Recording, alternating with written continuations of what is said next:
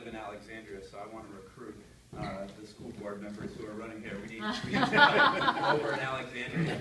I mean, you probably already know. What's that? Yeah, we do now.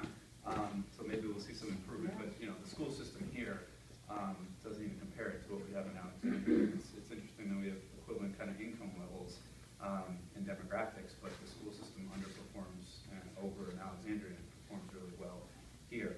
So that's a big part. And also, I'm a professor at Virginia Tech in urban planning in Alexandria, so education means an awful lot. And so you have a great school system here, and you've got great choices. So I don't think you can go wrong.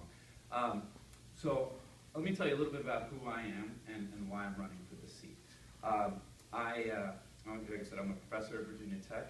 I've also worked in the government for 4 years. I was at the Department of Housing and Urban Development. I also worked at the Treasury Department for 2 years, looking at the subprime lending foreclosure crisis and trying to look at the causes and the consequences and look at how we could prevent that from happening altogether. So I have national experience, but I also have local experience. I've served 4 years on the Housing Authority in Alexandria, and I know that's a little controversial here because you guys don't have a housing authority, and I know that's been debated quite a bit.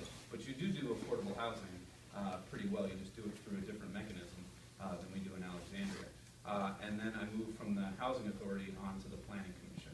And I would say, you know, just being on the Planning Commission, looking what's happening here on Columbia Pike, I mean, you have a tremendous amount of redevelopment. I mean, I can see the cranes, the high-rises that have come up. This area is definitely in a state of transition. But it's a good thing, and I think if you can transition in a way that is inclusive, you're going to have an amazing spot here.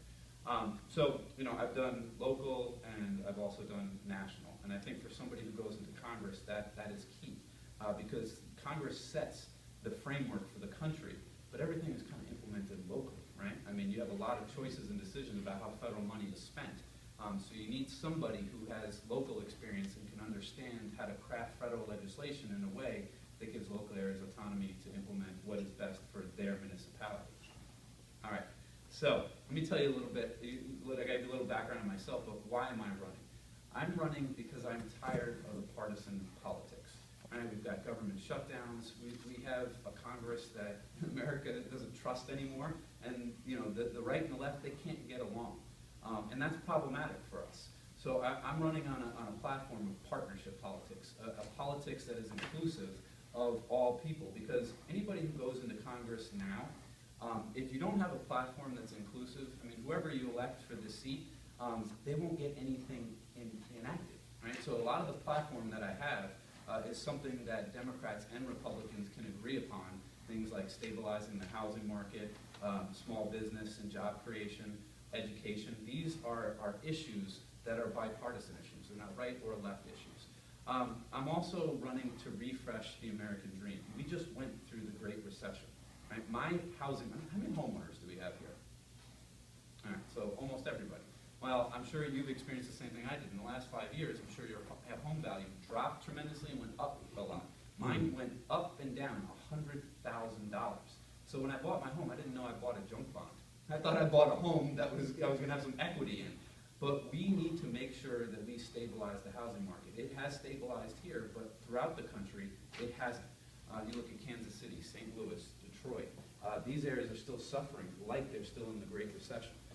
Also, there's, you know, anything can happen. And if we don't stabilize the housing finance system, we could go into another recession. And remember that the housing market is 20% of our national economy. So when our housing market goes down, everything goes down, and that's what we experience. So I've experienced in the housing market. Like I said, I worked at Treasury. I also teach U.S. housing policy at Virginia Tech, and I think it's important to have somebody who understands that, because I think balancing the housing market, stabilizing it, that will stabilize our national economy going forward. If you want to learn a little bit more about my platform, I don't have time to go into every bit and nuts and bolts of it. Tonight, you can go to www.hyra2014.com, and I would love and be honored if I had your vote on June 10th, and that's when the primary is. And here comes in one former candidate. How you doing, Alfonso? You know, Alfonso lives right here, and it was great to meet him and get to know him over the time that we overlapped. I'm disappointed that he dropped out of the race, but you have a great delegate here who will do a lot of good things for you at the state level.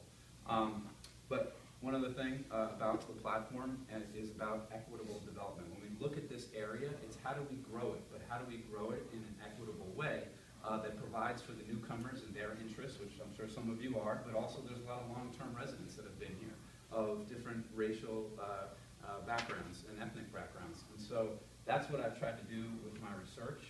That's what I want to bring to Congress. It's how do we grow the economy in a way that's equitable.